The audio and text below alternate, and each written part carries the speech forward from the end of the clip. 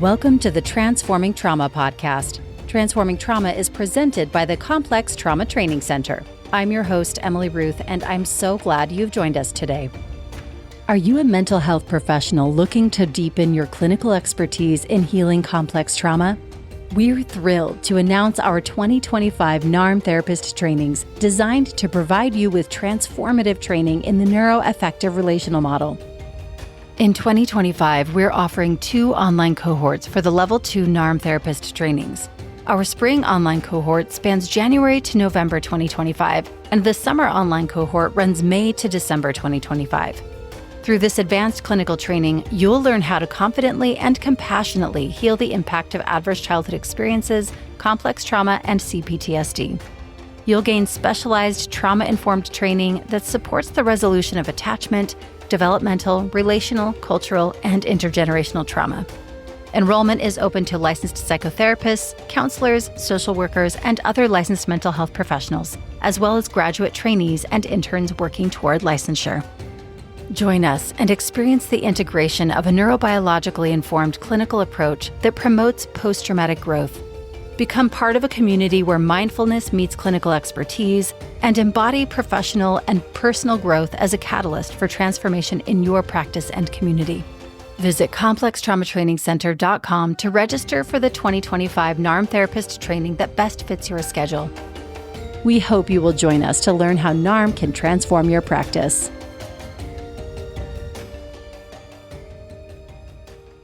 Welcome to a very special episode of Transforming Trauma. Today, we're celebrating 2 incredible milestones, our 150th episode, as well as our year-end reflections of 2024. Over the past few years, we've journeyed together through powerful stories, insights, and moments for healing, resilience, and growth. As we reach the end of this year, this episode is all about looking back at the conversations and breakthroughs that have shaped the podcast. Whether you're a longtime listener or just tuning in for the first time, this recap will share highlights of these conversations and episodes that have resonated most with our community.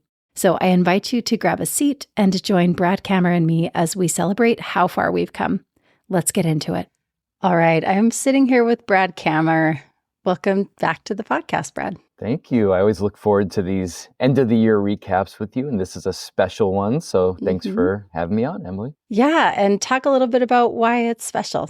Yeah, so we're celebrating our 5-year anniversary. January of 2020 was when we launched Transforming Trauma for the first time. And so we're coming here on 5 years, and it's also the 150th episode, this one. So we have kind of 2 things to celebrate. That's so cool. So thank you again for all of your support in making this so special. And I'm just so proud and excited of what we built together. Yeah. So as we do, I'd love to ask you what you would like listeners to come away with from our conversation today. Yeah, I feel like it's just an opportunity for us to reflect on this year. We think mindfully about who we'd like to share. And, we try to balance it with getting people that are really well known in the field and then people that have trained with us and maybe less well known or not known at all.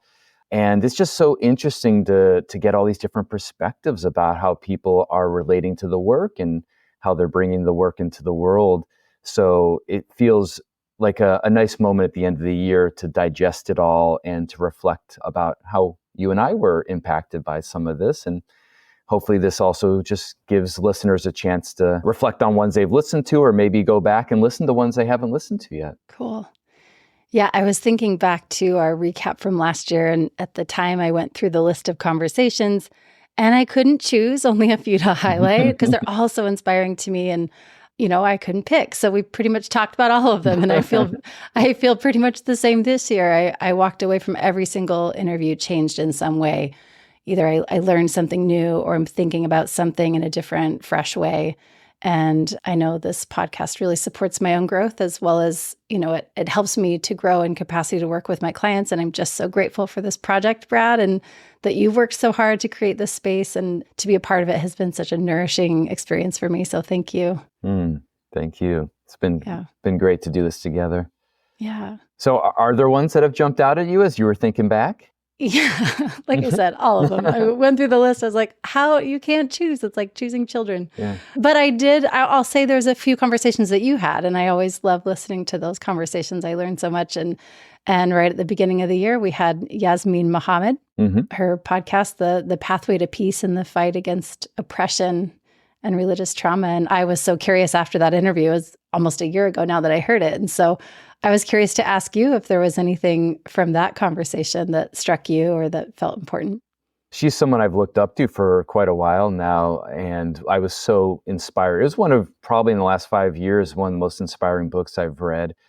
And then what I didn't know so well, which I learned more on our podcast interview, was about this organization that she created, this nonprofit, which is called Free Hearts, Free Minds. And the service is for LGBT folks that are living mostly in Islamic-run fundamentalist countries where they can't live out as their authentic self, or they would face persecution and perhaps death. And so she, created this organization that is all online, it's all anonymous, that has resources, including psychotherapy, available for folks. And it was just so inspiring because I love people that not only talk the talk, but walk the walk. And she's someone that I see doing that.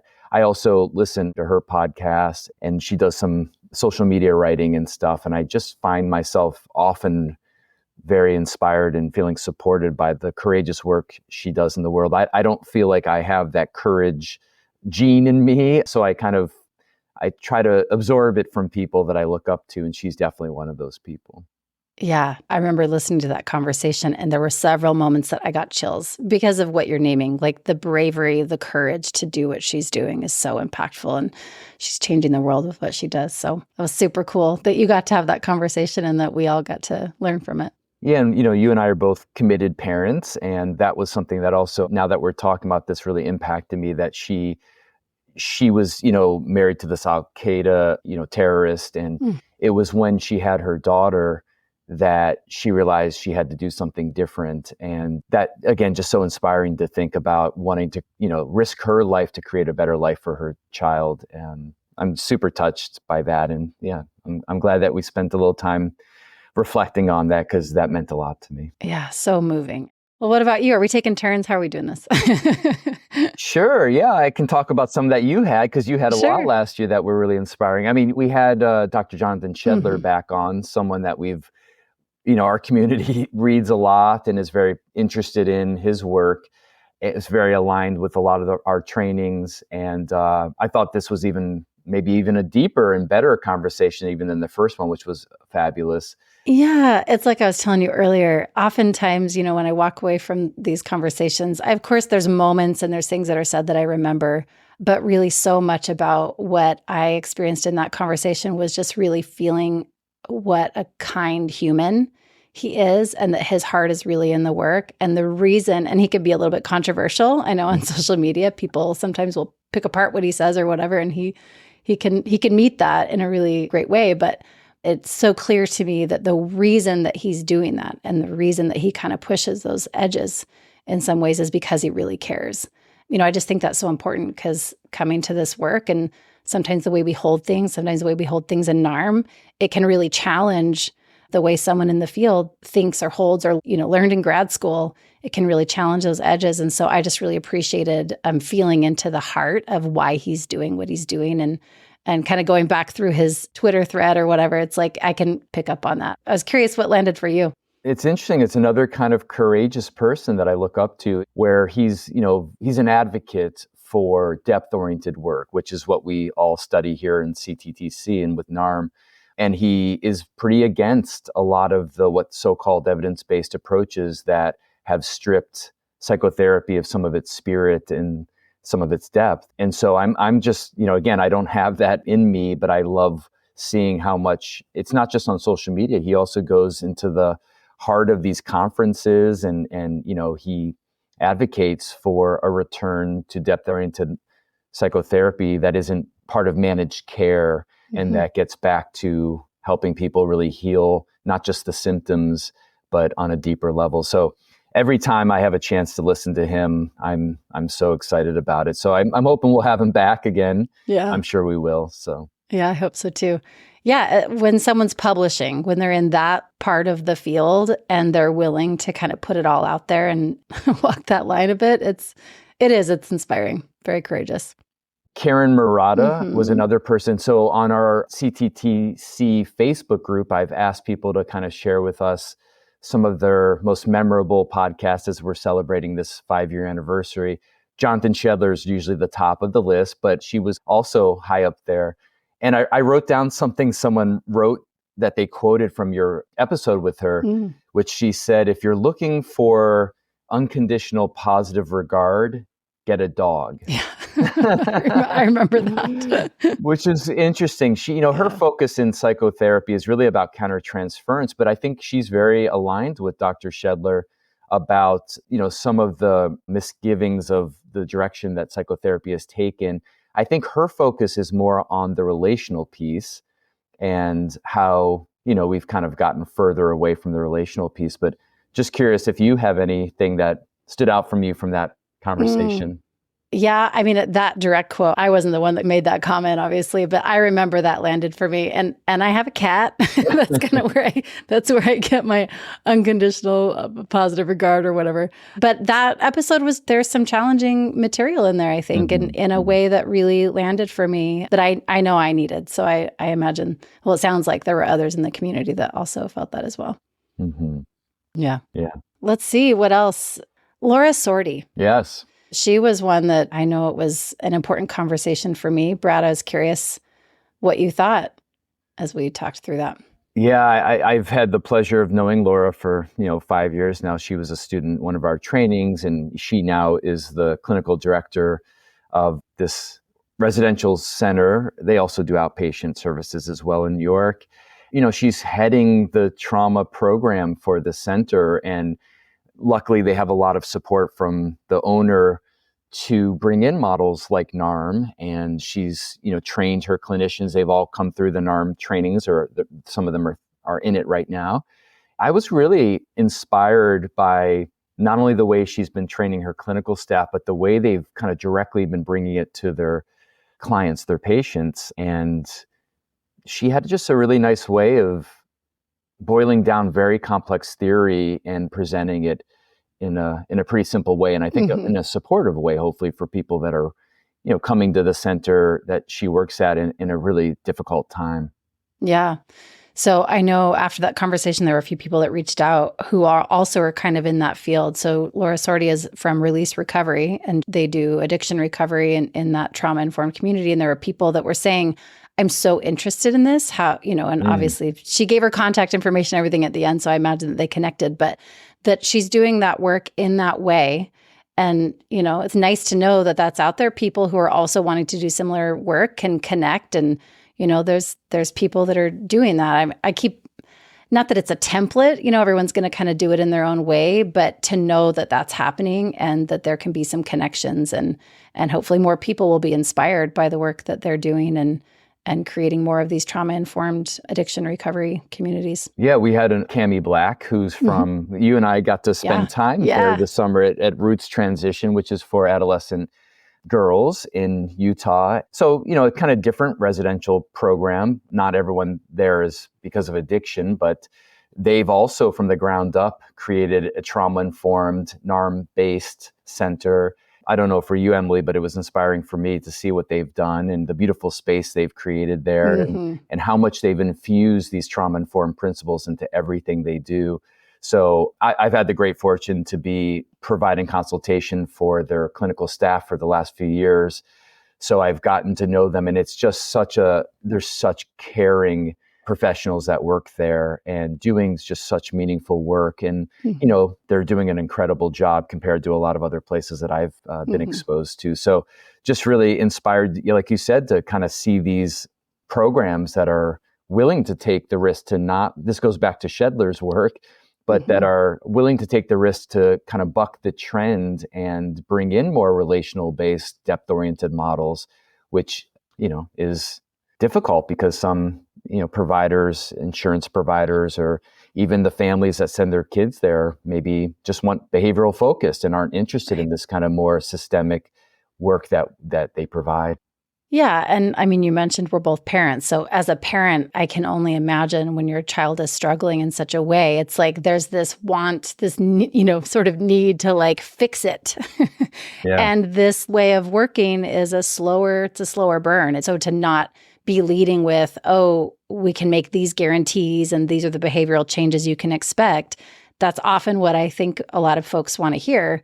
But like you said, it's the depth where it's a depth-oriented approach and it's different, but it's powerful. So yeah, I really enjoyed going up there and seeing the space. Ruth is a beautiful space, and all the folks that work there that I met were just so heartful. You could just feel it, even just in, short interactions. So that was cool. And that conversation was really great. Yeah. I was really excited to have you connect with Allison Rapping. She and I go way, way back. I met her years ago. And I followed her career over the years because she's another inspiring, courageous leader. And currently she works for an organization that helps formerly incarcerated or women that are leaving prison or have left prison to kind of find themselves, because there's so much stigma, there's so much unresolved trauma. There is difficulties in getting their kids back and getting their families back together, finding work after they've been convicted felons. And her program was just so inspiring to me. And I always liked just her presence and also, again, the systemic way that she has supported her organization. So there's definitely a very big trauma focus and counseling focus, but they also do provide all sorts of other resources. And some of the stories that she told you and that I've heard her tell elsewhere just are so touching and inspiring, because it's always been something that I've thought about over the years, about how difficult it is to kind of come back into society after you've been incarcerated, and probably particularly for moms, how challenging that is. And so to have a place that is going to look at them as humans, treat them as humans, support them as humans, build relationships with them, help them heal from all the levels of trauma they've experienced. I hope there's an opportunity for us to work closer with her organization at some point. I know they're based in Arizona, so maybe next year when we bring our training to Arizona. But anything that kind of stood out from that conversation? Oh, there were several moments I was just so touched in that conversation. Like you said, her vitality, her vibrance, her passion for the work that she does. And she really puts her money where her mouth is. She hires a lot of these women. So her organization is really built from these women that are doing incredible work. And she could just speak. It's like she was glowing. Listeners can't always, I get the privilege of like seeing these folks in person, but she was so radiant and glowing when she talked about these women. And I just was so moved that she just sees so much in these women that is often overlooked. And I was very touched by that conversation and knowing of the work that she's doing here in the Phoenix area. I was excited for you to talk to Dr. Nay. I know you and I both follow her on social media. She's very well known, but she's NARM trained therapist. Nadine Macaluso, who was featured in The Wolf of Wall Street. She was married to Jordan Belfort. So Margot Robbie played her. I can't imagine having someone like that play you. But she's fantastic. I love her social media. She does a lot of trauma-informed education through social media. She's also written a few books on trauma bonds. Inspired by the life she lived, her real experience, and then getting out of a very toxic, traumatizing trauma bond relationship to a rich and powerful person. And then, recreating her life as a therapist that is out there, not only treating people, but also, helping educate people. Yeah, her life is so inspiring to me and to so many women who have been through difficult, relationships with, I don't know, not diagnosing Jordan Belfort, but we know who he is. So, but she really, there's so much grit and again, so much passion for the work that she's doing and supporting women in getting out of these situations and really feeling into their agency and their strengths. And it's pretty cool what she's doing. Her book, Run Like Hell, came out. She republished it. I think she edited and they changed some things. And her book came out again this last year. And she's just fun to talk to. Super cool. Yeah, I'm sure we'll have her back on too. When I was talking before about the Facebook community, and people have also been mentioning an episode that recently came out with me and Jessica Britt, who's a Diamond Heart instructor for many, many years. I really wanted to connect with her because I've been influenced over the years by the Diamond work, Hamid Ali's work. I think there's a lot of overlap with NARM. And unfortunately, he wasn't available to talk, but he encouraged me to talk to one of his main teachers, which I'm really glad I did, because Jessica also was a very dynamic person. I was like a little kid in a candy store during that conversation, because that's the territory that I love in this field, about going into the transpersonal and spiritual realms. And she's a very depth-oriented person. And I also, just, this is more personal to me, I was touched. She's older than me. She's, ahead in her career than me, but we've actually had a lot of similar experiences. She had a lot of experiences in the early days at Esalen Institute and some of the people that were teaching there. I also was impacted by teachers that came out of Esalen Institute and spent time there as well over the years. And so some of the people in the field of somatic psychology and, what used to be called Neo-Reichian work, which is Wilhelm Reich's work that people evolved in the 50s, 60s, and 70s, that also is my origins as a therapist. So it was just fun to kind of get to know her and feel her passion for the work and learn more about this very depth-oriented approach that I've read a lot about over the years, but haven't had a lot of conversations about where the intersections were. So I'm hoping that, there'll be, again, more conversations and connections between folks that are in the diamond community as well. Yeah, there were so many layers in that conversation. I think I listened to it 3 times. I'm sure I could listen to it again and soak up even more. But there was this moment, I remember exactly, I was driving through the car wash and I was listening to it. And it just like another one of those moments of like it landed in a deeper way. Again, just her heartfulness and coming to the work and all that she's contributed. Just really amazing conversation between the two of you. I really enjoyed it. Yeah.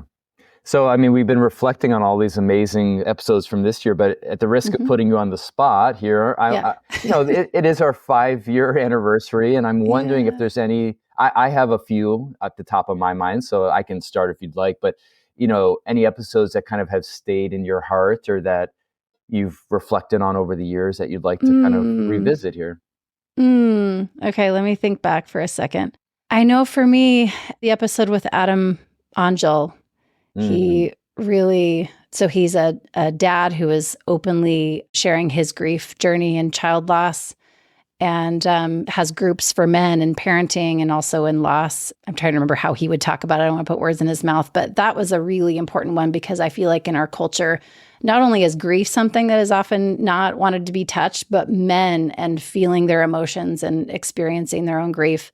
I feel like, how do I say this? The ripple effect of men not having spaces to have those kinds of conversations and to feel their grief, that impacts our society, and what he's doing is so, so important. I really enjoyed that conversation. That actually spurs me to think about 2 other conversations that are aligned with that one. The first was with Heidi Wynn, who lost her son to suicide, and talking about the way that she processed grief and traumatic grief, and how inspiring that episode was. I think about that and talk about that one a lot. And she's just very inspiring in the way that she's advocated for both her family and other families that go through similar processes. And then in terms of the men, I really enjoyed the conversation I had with Martin Lemon a few years back, who runs men's groups. And I've been part of men's groups over the years and run some groups.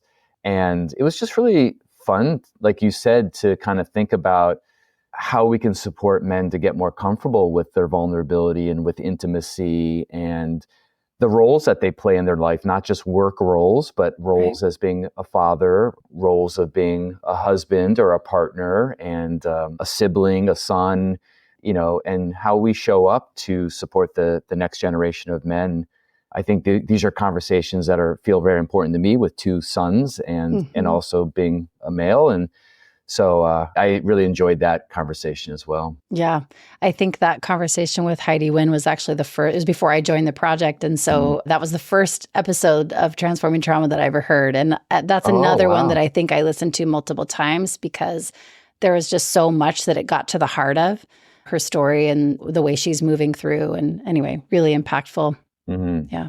Another one that I loved, and I'm excited, I'm hoping we have her back, is Dr. Judith Herman. Yes. Really a powerful, the work that she's done over the years, and then even just her newer book. She's an incredible woman. I'm wondering what you have to share about that? Yeah, she was a dream get for me and for us. Yeah. And I mean, I think she coined the term complex trauma. At Mm-hmm. least she definitely introduced it in her book back in 1992. So she's been someone that's influenced all of us, whether indirectly or directly. And to have the opportunity to hear from her at this stage of her career and her life was such a gift. So yeah, I really appreciated that. And I do hope she'll come back on. Yeah.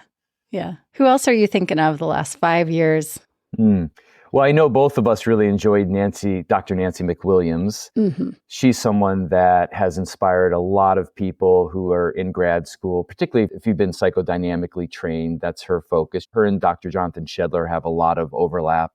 And she just brings so much heart and care. You can tell she's just been a supervisor and a teacher and a mentor for 40, 50, 60 years now, Mm-hmm. and has so much wisdom, but balance with heart, which is what we try to do also in our community here. We try to balance the knowledge with the heart. And I think I probably listened to everything online that I ever could find Mm-hmm. with her. And it Mm-hmm. was just so cool to see that we finally had this opportunity to have her on. Anything that you remember from that? Honestly, again, for her, because I had read her work in grad school and, I had built it up so much. I was like, oh, I got to get this right. And then I just remember the first few moments, she just put me at ease. She was just so heartful and so kind and gave me some space to kind of just geek out for a second and then like settle. That's what I remember about that conversation. There was so much richness to what she brings and even to that conversation. So that's mainly what I remember. Mm-hmm. I loved the conversation I had with Chloe Valdery. She's someone Mm-hmm. else that has always inspired me since I learned about her work some years ago. I've been working in the social justice world since I was a teenager, Mm-hmm. basically. And, it's been hopeful to see people that are starting to bring a more trauma-informed, nuanced understanding to this world, because I think a lot of activists, it's very easy, and we're recording this on the day of the United States election, by the way, just so people have context. It's very easy to get into our camps, and we have the psychological term we call splitting, and splitting leads to polarization. It leads to othering other people. And like, how can we live in a world where there's 8 billion people on this planet? How can we live in a world where, people have the right to have different perspectives and that we can tolerate them and still stay connected? It doesn't mean we have to like them or get along or Mm-hmm. agree, but how can we at least stay connected and live, together on this planet? And her theory of enchantment that she's created and has brought to different organizations, including the NARM Training Institute and Complex Trauma Training Center, has really helped us to add some language that's very kind of DEI focused language, but with a trauma-informed lens. And Mm-hmm. I'm just rooting for her to continue to bring this in so many ways out into the world. Yeah, I'm excited. I actually just registered to take her course. She's doing a year-end thing, and so I'm really excited to go through that. But yeah, her work is really inspiring and impactful. Yeah, and she, it's interesting, like she teaches a lot like me, which is cool because she brings a lot of like videos and she'll use like, music. And again, I just think it's just fun to be dealing with very serious, very real issues, but in a way that also can bring our heart and our playfulness and humor and all of that stuff. I really appreciate that she does that as well. So it's cool to see. So I hope you enjoyed it a lot. Yeah, I'm excited. I'm really excited. Also, this is from this year, Brad, but we didn't talk about Daniel Moorhead, Dr. Daniel Moorhead, Mm. and his honoring neurodivergence episode in October of this year. And that was a really touching conversation for me. And you and I haven't had a chance to like talk about it, follow up. And I wondered if you could talk about what landed for you in that conversation. Yeah, I'm happy to. Do you want to share what was touching for you? Well, again, I just feel like he really brought his humanity. Like it was so evident to me. He's got his own personal experience with neurodivergence and how he's navigated life and the work that he's doing. So it was just so heartful. So I think I teared up a few times in that conversation because I just really felt who he was, and it was really sweet. There were several moments that touched me. Yeah, one of the things I've thought about over the last 20, 25 years as I've been in this trauma field is the reckoning that we're having with understanding neurodiversity. Because, like, in the old days, so many people had educational trauma because you were expected to show up and learn in one way. And we now know that, there's so many different strengths and capacities that children and then adults are bringing. And we have to meet everyone where they are to the best of our abilities. I know it's very hard for teachers who have 30 students in a room, but, we want to do the best we can to understand the strengths and limitations of each student so that we can really help them. And I think the trauma-informed movement over the last 20 years has helped us to really better understand neurodivergence. And it's a controversial area because, when you start talking to parents, for example, or even academics around autistic spectrum disorders, there's a lot of different perspectives around the genetics versus trauma versus environmental versus nutrition versus vaccines. I mean, there's so many different perspectives. And, here, we don't have to choose sides here, but it is interesting from a trauma lens to think about, like, okay, could trauma play a role in, shaping our brain in ways that are both creating limitations, but also creating real strengths. I have children that are neurodivergent and have incredible creativity and ability to see things and think things that might be more challenging for kind of a neurotypical student or person. So it's been hard, to find people that have the capacity to talk about it as openly as I felt like Daniel did. So I hope that we can continue finding people that are willing to have these very open conversations and look at all different angles of it, because again, it is a territory that people do kind of find themselves polarized in. And here at Transforming Trauma, we're trying to really open up the conversations. Yeah, that landed for me too, because I know I've been on message boards and seen people, discussions online, and it can be really polarizing, and there's a lot of conflict in talking about it even. And so his heartfelt way of showing up in such an open, like you said, such an open way was really nourishing. I know for me, it just kind of opened my mind to give myself permission to think about it in a different way. So yeah, I really enjoyed that conversation. Yeah, one funny personal story about that, after that conversation, I was thinking about, I was in a gifted and talent, they called it gifted and talented, which I don't know if they still do this anymore. But when I was like in 6th to 8th grade, I was in this gifted and talented program.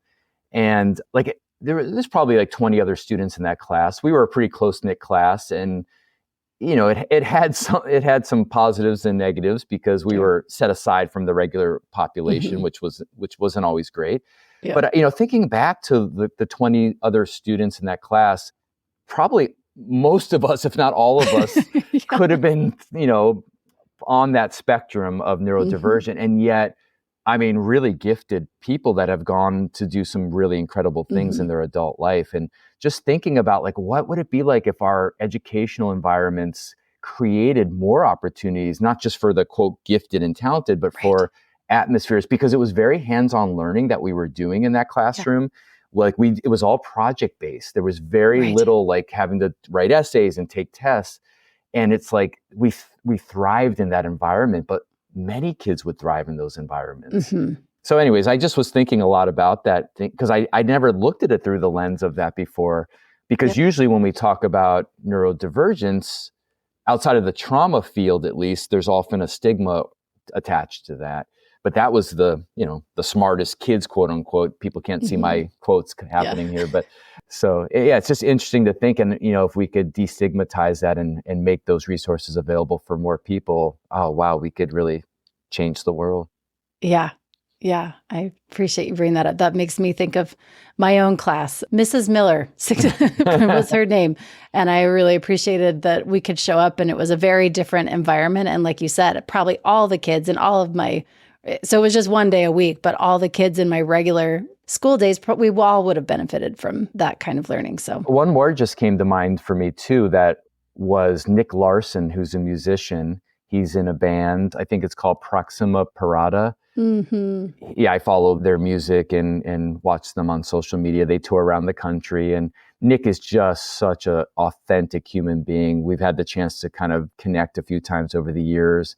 He did a community event for us one year where he played music and talked about the stories that went into the song. So he kind of took us behind the story of the song. And a lot of it was, about his trauma work. And he actually has a NARM therapist. After we first met, he got connected to a NARM therapist and talks a little bit about his own NARM healing journey as well. But, I know both you and I are kind of musicians at heart. So it's fun to get people that can show us how they've used both their trauma and their trauma healing to impact their arts. Yeah.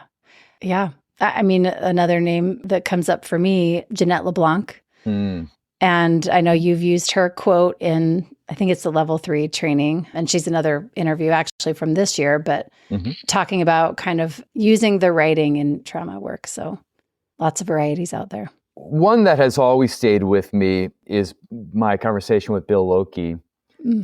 Bill was a student with his wife at the last stage of his life, and he had a terminal cancer diagnosis, and him and his wife decided they wanted to live out whatever Bill's final days and weeks and months were, just doing all the things that were going to be fulfilling to them. And so they had very close friends that had taken the NARM training, and they wanted to experience that together. And so they came, and it was difficult because over the course of the modules over that year, Bill was needing to lie down more, but we just kind of, we were in person, so he was able to lie down and be in the room as we were teaching or practicing. And I got to do a NARM demo with him in front of the class, which I'll always carry with me in my heart.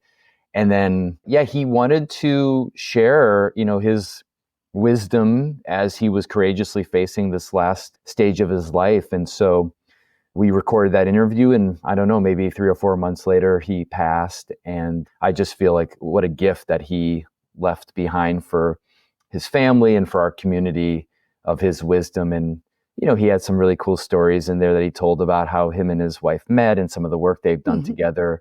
And so, that one stays close to my heart. Yeah, really sweet conversation. Yeah.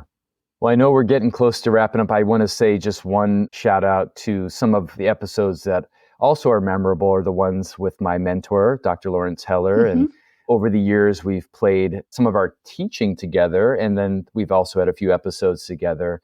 And, I've studied with Larry, as we call him, for 25 years now. And we partnered to create the NARM Training Institute, which I'm very proud that we put that together. And he's supported us to move forward and create the Complex Trauma Training Center and continue to teach NARM trainings through CTTC. So just really appreciative of how much Larry's teaching and work has impacted not only myself, but, our whole community here. So those episodes have been full of a lot of learning and connection for me too. Yeah, something that you've mentioned about Larry that has stayed with me and I've thought about often is his willingness to let the model continue to live and breathe and grow. And I'm appreciative of that because even since I entered the community, however many years ago, I've seen things evolve and grow and deepen. And so I'm really appreciative that he's been willing to do that too. And that you've kind of carried the torch in furthering that work as well. Yeah. And then I want to make sure before we wrap up that we shout out our amazing production team that we have, Andrea, Alex, Emily, of course, doing such an amazing job. And, our CTT and NARM Training Institute staff that has helped us along the way. Sarah Bueno that helped launch the podcast initially as our host, appreciating her for her role in all this. And just for all the community of listeners, whether you're in our CTTC NARM community or you're someone that just stumbles across this and shares it as a resource, we're just so grateful. We're almost at 1 million listeners. Wow. I think we're going to hit that sometime soon here. So that just is amazing to think about.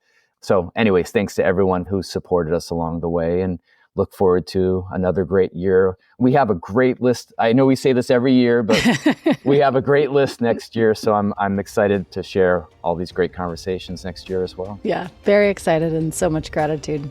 Thanks, Emily. Thanks, Brad. Thanks so much for joining us for today's episode. In this episode, we mentioned a Facebook group for our Complex Trauma Training Center community. We wanted to share 2 options for those interested in joining. First, our CTTC Facebook page can be accessed by typing in Complex Trauma Training Center into Facebook's search bar or using the direct link of facebook.com/Complex Trauma Training Center.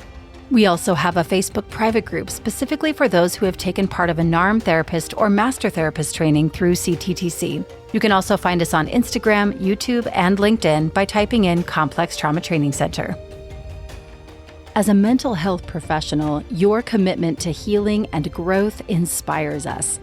We at the Complex Trauma Training Center are committed to supporting you in your well-being and success. That's why we're honored to invite you to our Space Program 2025, an inner development program of support and self-discovery for therapists on the personal, interpersonal, and transpersonal levels. Running over 6 online sessions in 2025, this interactive experiential learning program is designed to support self-care and self-discovery for therapists, exploring internally, relationally, and transpersonally. CTTC faculty will welcome you into a professional community of therapists that are seeking to create greater effectiveness and resilience in our professional lives. As CTTC faculty Brad Kammer says, the intent is that this program will help us not only become more effective therapists, but also love our work more. Please visit complextraumatrainingcenter.com and secure your spot in the 2025 Space Program.